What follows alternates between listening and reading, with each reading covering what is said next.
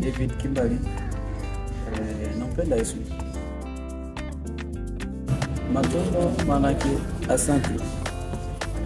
Kwa Kifaransa wanasema merci. Ndio matondo. Kusema ni mtu ambaye amekosa mwambie Mungu. Ameona tu maana asante ni neno fupi. Lakini inamaanisha vitu vingi. Alisema ni mtu ambaye ameona mkono wa Bwana. Amesema singalikuwa Mungu ni nani mwingine. Anasema matondo asante ama merci. Ndio maana matondo. Pati matondo Zambe. Zambe onitwama beotumbama pona oyo salenga na vinanga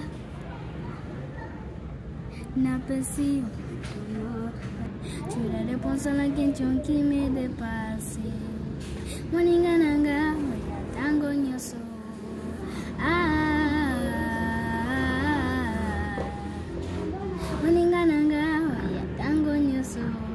Sijui nilianzaje lakini kimenibariki kwa muda wote namsikia. Naimba kwa Kifaransa nasema c'est la réponse à la question qui me dépasse. Moninga nanga oya tango nyoso.